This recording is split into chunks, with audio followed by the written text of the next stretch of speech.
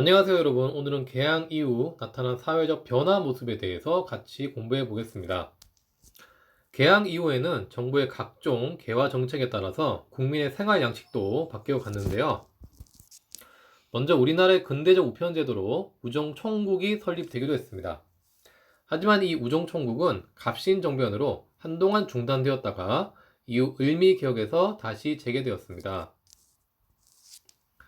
통신망의 발달도 빼놓을 수가 없습니다. 1885년 각종 부호로 소식을 보내는 전신이 개발되어서 국내뿐만 아니라 중국, 일본에까지 연결되었습니다. 또한 전화가 처음 궁궐에 개설된 후에 서울에까지 확대되었는데요. 참고로 김구는 을미사변의 주범인 일본인 장교를 살해한 채로 감옥에 갇혀서 사형 선고를 받았습니다. 하지만 고종이 직접 김구가 있었던 인천 감옥에 전화를 걸어서 김구가 고종 덕분에 목숨을 구했다는 이야기도 있습니다. 이 외에 경복궁에는 전등이 가설되어서 칠흑같이 깜깜한 밤이던 궁궐의 생활을 환하게 비춰주었습니다. 당시 각종 정변과 시끄러운 사건 사고로 항상 골머리를 앓고 있던 고종은 이를 방지하기 위해서 야밤에도 자주 전등을 켜서 대궐을 환하게 밝힐 것을 명했다고 합니다. 전등의 가설은 전차의 개설로 이어지게 되었습니다.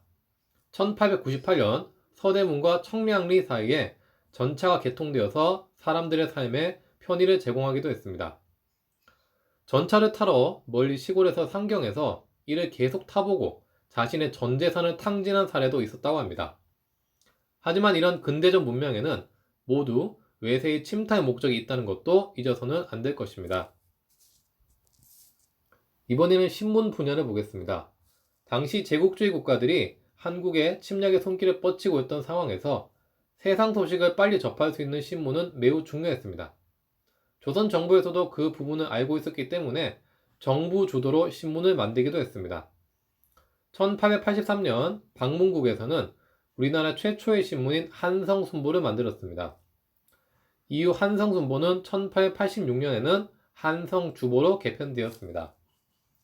다만 이런 류의 신문들은 모두 한자로 되어 있어서 대중들이 읽기에는 불편한 점이 있었습니다. 그래서 이런 점을 개선하고 한글로 간행된 신문이 나오기도 했는데요. 바로 독립신문이었습니다.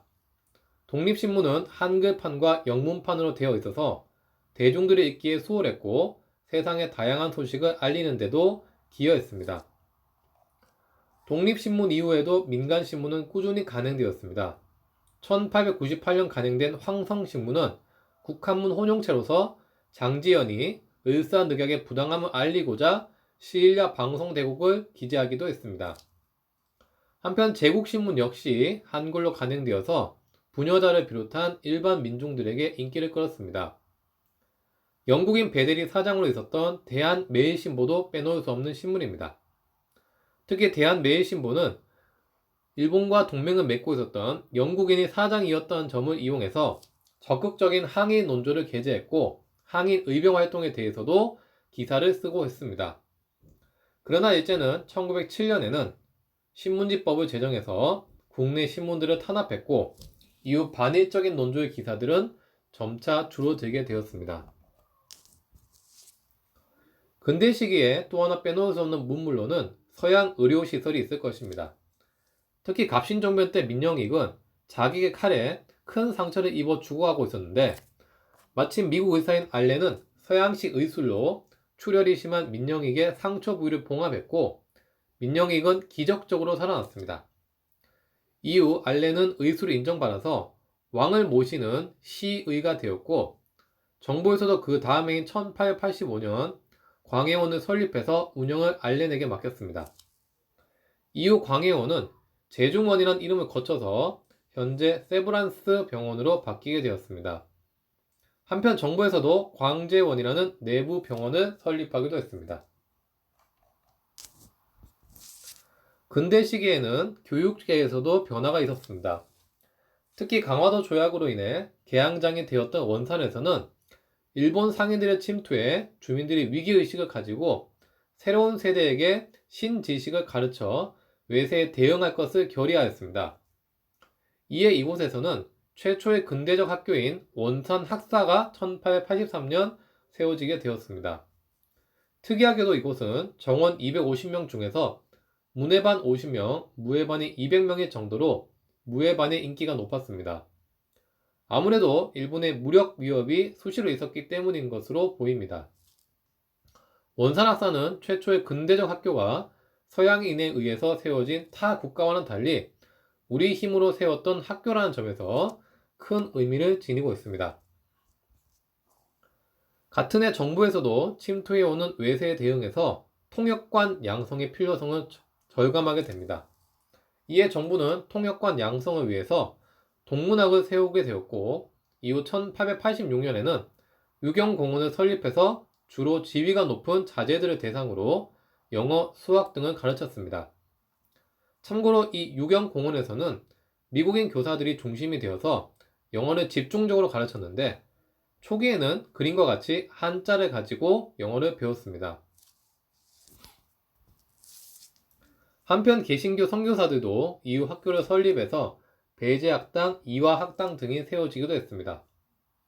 가보개혁이 추진되고 1895년 2월 고종이 교육 입국 조서를 발표하면서 각종 관립학교들도 많이 세워지게 되었습니다. 특히 교원을 양성하는 한성사범학교를 비롯해서 소학교, 한성중학교, 외국어학교 등도 세워졌습니다. 그러나 일제는 1908년에 사립학교령으로 우리의 민족교육을 탄압했습니다. 네, 이렇게 오늘은 개항 이후 나타난 사회적 변화 모습을 살펴보았습니다. 수백 년 동안 비슷한 생활 패턴을 보이던 우리 선조들에게 서양의 낯선 문물은 우리가 외계 생명체를 만났을 때만큼이나 새롭고 낯선 경험이었을 것입니다. 처음 사람들은 이런 문물들을 잘 안 받아들이려고 했지만 점차 시간이 지남에 따라서 생활의 편리함을 느끼게 되고 변화된 삶 속에 익숙해져 갔습니다. 여러분들은 새로운 문물을 접했을 때 받아들이는 속도가 어떠신가요? 확실한 것은 사람들은 편의성을 느끼게 되면 불편함보다는 편의성을 느끼는 쪽을 추구하게 된다는 것입니다. 당시 근대의 새로운 문물은 과거 전통사회에서 지금과 같은 현대 시기를 이어주는 받침대 역할을 하였습니다. 네, 이렇게 오늘은 전체적으로 개항기 사회적 변화 모습에 대해서 살펴보았습니다. 다음 시간에 뵙겠습니다. 감사합니다.